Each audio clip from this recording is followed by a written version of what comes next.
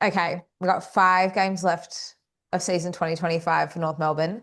We've had a bit of a lull period. It's been a pretty lackluster and depressing month for a lot of North supporters, on field anyway. And so I thought, who better to help me regroup and get re-fired up for the end of the season than Pommy? Welcome back to Kanga TV, Pom. Always a pleasure to come down to the north of Melbourne. I always look forward to it. I'd imagine sad times though at the minute for the faithful, the ruse faithful.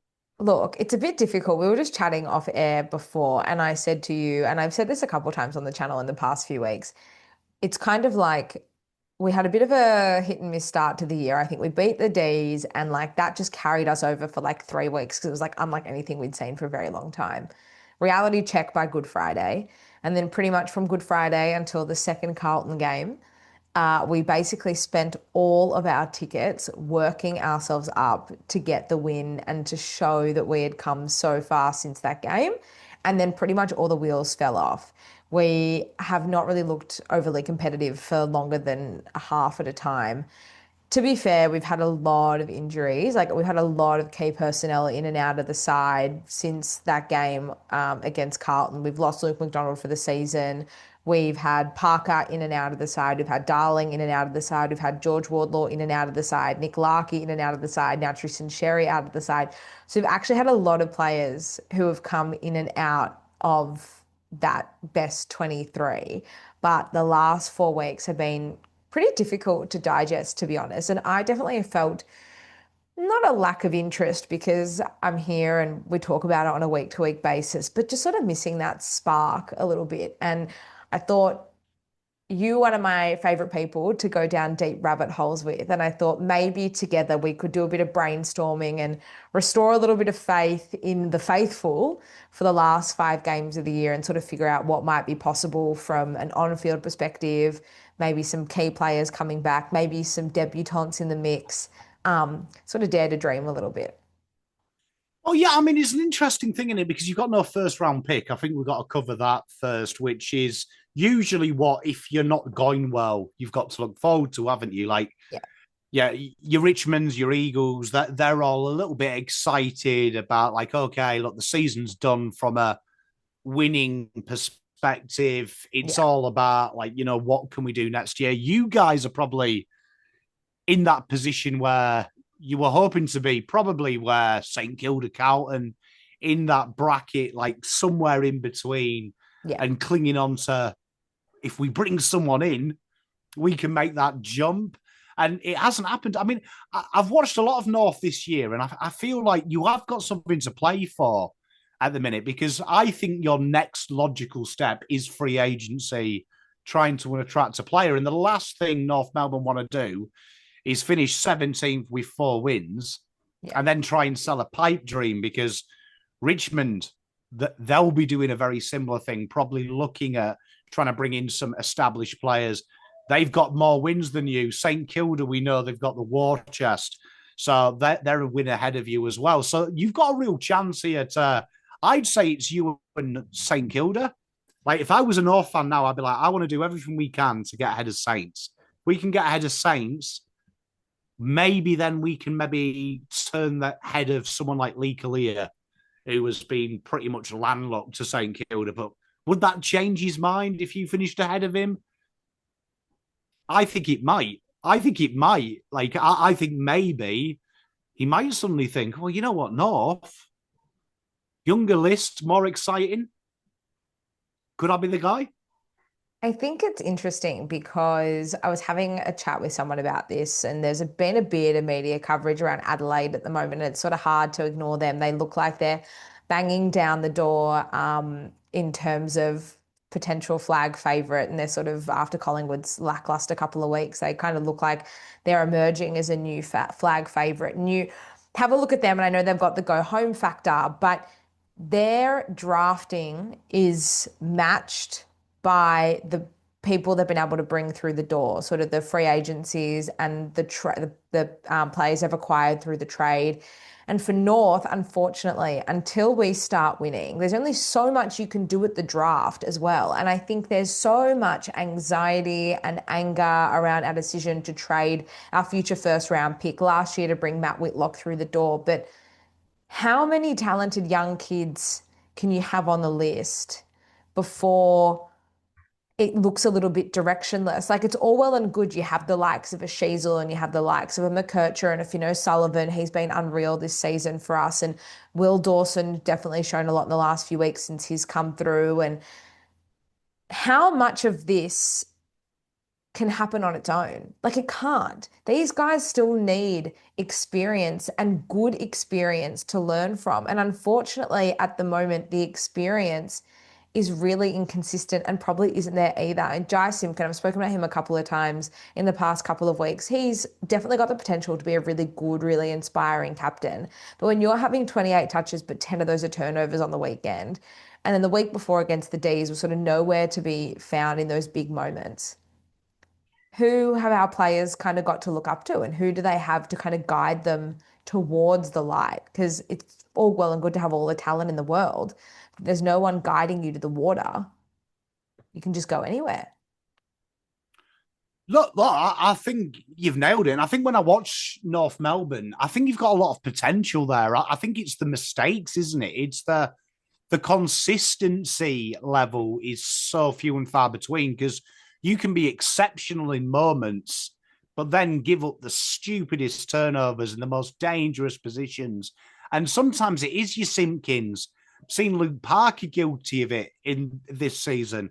I've seen Darling make just egregious errors inside the forward 50. So it is kind of like an infectious thing. So when I look at North, I don't think it's as bad as many people say. I think you're missing the glue that holds the beautiful together. If you look at Richmond, I know Richmond, people are getting excited about Richmond, but it is worth noting they've got Broad there, flag winner. McIntosh, flag winner. He was there, Players Player of the Year when they won a flag. Yeah. They have experience that's been there and done it at the top level time and time again. And it's no surprise to me that as much as Uze calls Richmond the new Richmond, we're not the dynasty Richmond, them elements still exist. Turnover game, defensive half, you still see 2017 Richmond. North, you're basically, it's the identity, isn't it? And I mean this with all respect. North are not a top team in the last 2 decades. Yeah. So the history of North has been battlers. And there is some positive signs. Like, you look at the last 5 weeks, you're 0.4 points off Hawthorn for scores from defensive half.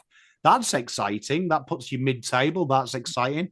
It's definitely your turnover game and your turnover differential. You've got the players there. Have you got the level-headed leadership there? And I don't think they have.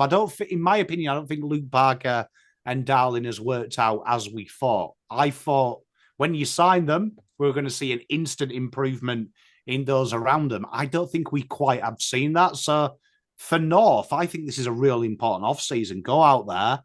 Let's try and acquire these 28-year-olds to complement the kids we've got. And I think people aren't talking about it. You must have a massive salary cap. There must be a lot of money to burn. If you can bring in the right players, model Collingwood's model Geelong, model these teams who have gone out and bought established role players, I could see North turning this around quite quickly, because I think the talent's there. It's just the obvious holes, isn't it? Both ends of the ground, for me, are the big obvious holes where I think you might be able to find some players out there. I think as well for us, it's not just the personnel, but it's what's going on up here. I often think our biggest problem is not even a lack of confidence. I just think we put ourselves under so much pressure to get it right and to get it perfect that we kind of lack the essence of momentum, and we kind of lack the essence of being fearless and just taking the game on. We are way too much of a team that thinks rather than a team that does. And the more you think, the more those good ideas turn into anxiety that you're not doing it correctly. And I think that is what is forcing us to make these mistakes. That's what I've kind of come to as a conclusion. I, it's very Carlton when I watch you. So a couple of weeks ago, we did a video on Carlton where we talked about Carlton's threat with the ball is bottom four. And North join us. North are slightly better than us with how dangerous you are, but only slightly. But them teams are Essendon and Eagles as well. So if you look at us four as a team, Essendon you can kind of forgive. They've lost half a list. Like I'd play for Essendon. Eagles, they're in disarray. All their senior players are gone. Massive injuries. But Carlton and North Melbourne, they probably don't belong there when you look at the players they've got. So I think you're onto something. I think it's somewhere between maybe confidence, but I would say it's even harder. I'd say it's more the know-how. And I think when you look at Carlton and North, we're two sides that probably haven't done it for long enough to gain that belief we belong with the big guys. Yes, Carlton had that prelim run. North haven't had that. So maybe Carlton can dine out on half of us were a game away from the granny. Your guys, you've always been mid-table. So that's where I would think if I was the North list manager, I'd be like, can I bring in some guys 26, 27, 28 who maybe have been here? The real battlers that are going to be here for the next 4 years in that interim where we become a top 8 side, but leave us in a position that the young kids have learned off them and they can then bring the next wave. So it's a real fascinating thing. Like, I think there's players out there that you can get, but I don't think North is as bad as people say. I think at the minute, you've just, probably for the want of a better word, lost games you should have won. And I think that comes back to the knowledge, the know-how, the application. And I'm willing to give you another 12 months. I'm willing to see what lessons do you learn in the off-season. And then if it's like this next year, yes, we're maybe talking we've completely bollocksed up the rebuild. Yeah. Well, we've still got 5 games left of this season to kind of make something of them. 2 games I would say are definitely winnable on paper. We've got St Kilda at Marvel in a couple of weeks' time, and then we have Richmond in Hobart. It's our last home game in Hobart before we shut shop there. What do you think we need to do to win those games? And it not just sort of win the game sort of thing. You know what I mean, though? Like, there's got to be something we can do to mentally regroup after the last month that we've had and say, okay, these are winnable games, and not just walk into them and disrespect our opposition. We've actually got to put in the work to make sure that we can put ourselves in the best position to get the 4 points. Well, I think when I look at the last 5 games of North, so we'll go back to the dreaded Carlton game, right? You came out of the blocks so strong against us, strong against us. And I think you got lucky in the terms of our third quarters of that time were absolutely a nightmare. So you kind of just built on your lead. Carlton were very cagey. But then when I look after that, like, you got overrun by Hawks. And I think that might have been the game that ruined you. It was. Because that game was diabolical. But when I look after that, the Dogs game, for the first half, I thought you were the better side at times. I really did. I thought, you know what? The big difference here is the midfield and the experience. And when you look at your midfield versus Dogs, they've got Liberatore, Bontempelli. They've got world-class stars. Yeah. I was like, okay, that's the difference. But they are in this. And then, obviously, the Dogs got the jump on you in the back half. The same with the Melbourne game. The Melbourne game, I thought, against a rambustious midfield, Melbourne are hard to break down. Yeah. They beat Carlton in the midfield this week, even though we won. You were still in that at half time, and it just seemed to be like that against Sydney. I thought you had patches of play in the first half where you were better side as well. It's about really committing to it, and I think that's the big thing I noticed with North. The second half, it almost feels like you've either spent all your energy in the first half to stay close, or there isn't that belief, can we take the game on? We've stayed in it, can we shift? So I think you've got a great opportunity. Geelong is tough next week. Yeah. You've been maybe lucky. It's at the Marvel. Easier to defend that ground. We know the Cats like width. They don't get that there. But I'd like to see you guys commit for 5 weeks. And if I was Clarkson, I'd look at Richmond as the model. I'd be like, you know what? For 5 weeks, I'm going to risk losing by 100. But Yeah. we're going to go. We're going to be direct. We're going to really showcase our attacking flair. We're going to be exciting. We're going to take the risks. Because against St Kilda, that's Melbourne 2.0. They don't want to play football. They want to be boring. That's a great test for your midfield. But everyone beats Saints if they get it out wide. GWS, great test for you guys. Because I think your forward pressure is underrated in the league. And GWS, I think no one talks about it, but they're a very boring side if they're not allowed to play their way. So Yeah. pressure's prevalent. Then the Richmond game's the dream for North Melbourne. Go out there and have fun. They're going to come at you. You go back at them. Like, they're not a strong defensive side, but they play aggressive. So that's a great opportunity for North to go out there and say, right, you know what? We're rebuilding too, but our kids are better than your kids. So it's going to be tough because obviously you've lost Sherry and you've lost Callum Coleman-Jones. So Sherry comes back not this week, the week after, doesn't he? He comes back. So he's down one game. He's got two to go. So he comes back for the Giants game. Giants, yeah. So, I mean, that's going to be the tough bit. No Ruckman, but like, I just think you've got to use these 5 games as a clean slate and go, right, let's play the way we want to finish next year. So if that is being a little bit more attacking, kicking a little bit more, playing the run and stun, even if it means you go 0-5, which would be a disaster, go out there and play with that intent. Because I don't think you've got anything to play for other than putting yourself in the window to buy players. Yeah. But also a bit of confidence as well. Because I think there's a lot of things that are good about you guys. It's getting it all together. And I do feel you play within yourself for too long. Yeah. I think so. And look, I think we don't really, as you said, we have nothing to lose and there's nothing to play for. We definitely look our best and most dangerous when we do play that super attacking, fast moving football by hand. Everyone calls that North ball, and that's sort of what we've come to know. But we're the slowest ball movement side in the competition. So why is it that where we look our best and most dangerous, we never play that way? That almost seems to be like a bit of a confidence thing and wanting to slow things down to hit targets and to reduce the mistakes. But I actually think the mistakes and the chaos is kind of just what makes us work and makes us exciting and move forward as a team because we stop thinking about it and we just go and do it. So I really do hope we see a little bit of that come back, especially under the roof at Marvel. We have 3 games left at Marvel for the year. So I just feel like that is something that would be to our benefit. I think we've just got to stop playing it safe. I think the other thing maybe impacted us a lot is we had a really consistent 23 from pretty much the start of the year up until the Hawthorn game.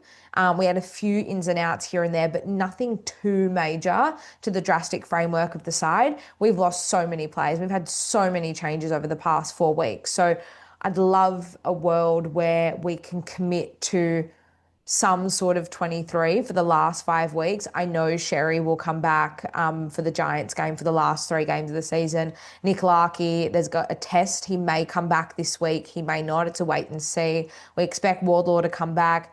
Cam Zerha got a knock to the cheek early in the first quarter against the Swans. He's a test. So it's really hard when a lot of our best players we want to bring back into this side, but then also do we just give someone like a Zach Banch or someone like a Bryn Teakle the next 5 games to just play and just do what you can do?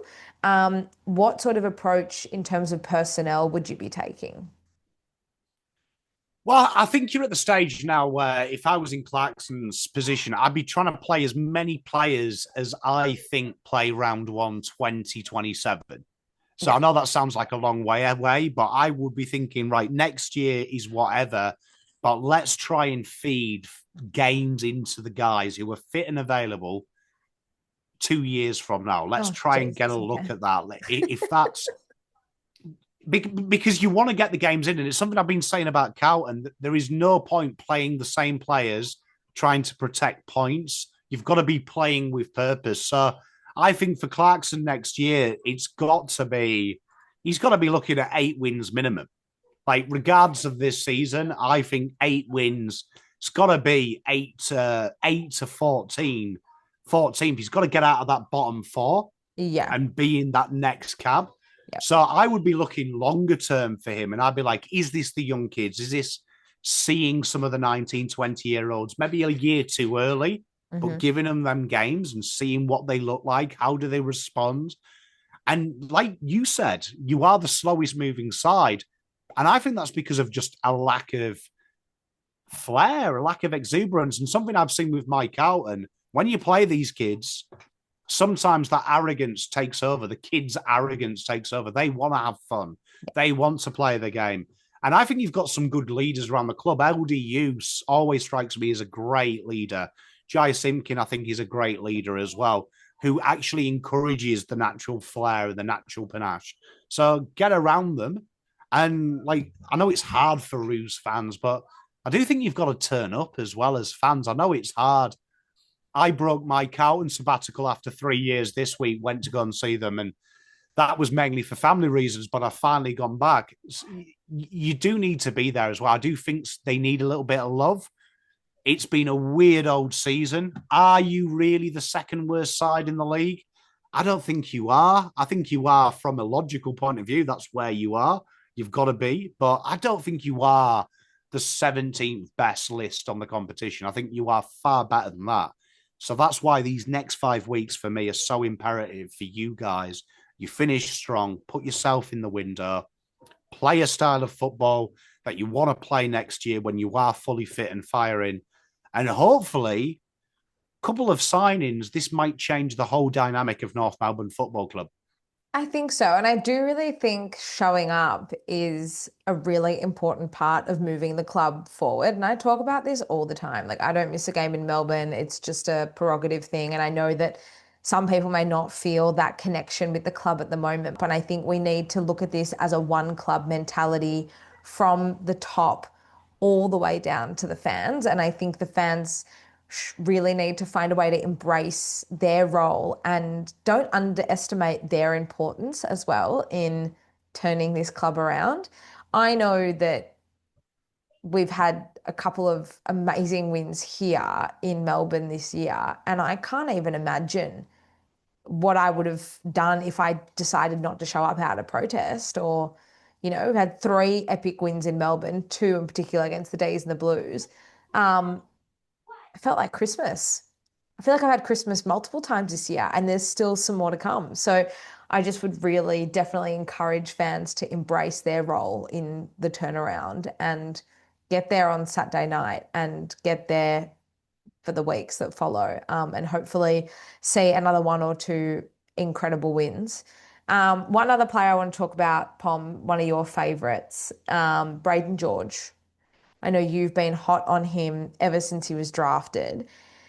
He's been playing VFL.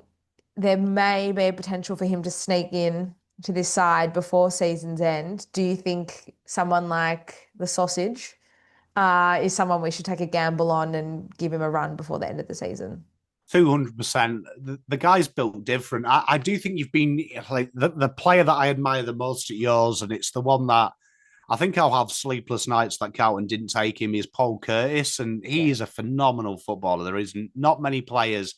I would say on the open market, Paul Curtis would be worth a lot. I think every club would put in an offer, but Braden George is the perfect foil for a player like Paul Curtis. And Larkey is incredible. Like, Larkey is one of the best key forwards in the league. So George could be that unlocker. And you've tried so many people in that area, but if you could have another Paul Curtis, that forward line is deadly. And I think Larkey is a benefit as a key forward. I don't think he needs a good key forward partner. I just think he needs a body. Yeah. So I think even when Jack Darling does come to retire, I think replacing him is quite easy with the skill of Larkey, but George would be the point of difference. He has been pretty impressive in the VFL. I do love Braden. I think now's the time you unlock him. This is a kid that has he's had two debilitating injuries, one in his draft and then one just after being drafted. Like, incredibly unlucky is Braden. But this guy here, I would say I love both Paul and Braden. As a draftee, though, Braden was twice the footballer Paul Curtis was. Yeah. Twice. Twice the footballer. He's got all the tricks. Good looking boy as well. Not too sure about the mustache, but I tell you what, aside from the face fungus, incredible footballer and an incredible human being as well. He's a good lad, is Braden. He is great, and I would just love to see him get an opportunity, especially he does have a contract for next year, but we do lose two extra list spots. Our compensation and concession from the AFL is finished at the end of this season, so we're looking at like eight players potentially departing at the end of the season. I think some of those names have already been signed off, but there's probably a few in the balance and a few with a bit to prove. So it'd be nice to see a few more of them rotating through this side, even though there are just 5 games to go. Looking ahead to Geelong on Saturday night, we haven't played Geelong at Marvel for a very, very long time. We also haven't beaten Geelong since 2015. I believe they've had the wood over us for about a decade now. So I'm a little bit nervous, but hey, just show up and hope for the best. What do you think the key would be for North to be competitive and give ourselves the best chance of winning this one? They are so hard to beat at Geelong. You are talking Great, about that's one of the. awesome. Great, awesome. They are so hard to beat, but they are beatable. When you look at the 2 games they've lost in the last 5, GWS is a fascinating one because everyone who knows me knows I don't rate GWS at all. They are a one-trick pony. Look at us, we move the ball really fast, and you have no idea, but you all like us for some reason. It's the biggest scam in the world. But I look at North, and I'd be looking at that game as the blueprint and going, right, okay, we want to be a progressive style, quick, hard at it. We want to be fast. That is basically what GWS do. But what GWS did incredibly well was that pressure. They forced the Cats to use the width, which the Cats don't like doing. They slowed them down through the corridor. They hid it. The Marvel is a corridor-centric area, and that is probably Geelong's weakness. They've been pretty good at Marvel recently, but it still exists. So for me, it would be going out there and playing with that intensity and risking being kicked over and conceding corridor goals by really putting the pressure on. And you never know. We've seen this season teams that have the question asked. Collingwood versus Fremantle. Fremantle just kept asking the question. Eventually, Collingwood lost the answer, and Collingwood have been looking unbeatable for 10 weeks. Yep. That's all you've got to do. And I think that's the thing with North. North have got to go out there and hope Geelong think 4 points. And North have got to go in there and say, let's make it as hard as possible. Let's make them play 10 out of 10 Cats. The worst thing North can do is let them play 5 out of 10 cat ball and loot and beat you. You want to make them say, right, okay, we're going to make you play to your strengths. Yep. And you never know. You never know. Strange things happen, Mans, in this game.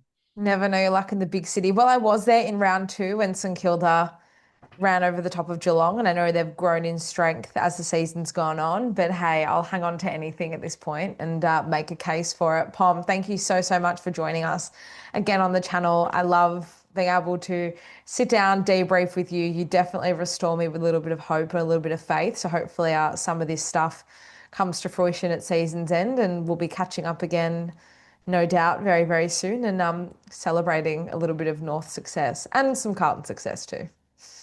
Yeah. I mean, hopefully there's some Carlton success in there. I'm in the same boat. Just remember, Carlton and North fans, probably the same season. Look, we probably expected to be way in the top 4. You guys probably expected to be in the top 12. You probably hope to be where Carlton are. And ironically, we hope to be where Geelong were. So you've got to change your mindset. And I know it's tough, but I mean, if you've got nothing else, you've probably got one of the best fan channels in the world, you North Melbourne fans. Man is lovely. And if that doesn't make you feel happy, I mean, the Kanga chant's pretty good, isn't it? Kanga, Kanga, Kanga. Roo, roo, roo. You won't get that anywhere else. Hey, look, hey, there you are. Look, I mean, Jesus, that is next level. So how could you be miserable with that chant? And always finishing on a positive note. Pom, no doubt we will catch up again very, very soon. Good luck to your Blues on Thursday night and for the rest of the season. Thank you very much. Best of luck to the Roos as well. Go smash it. Thank you.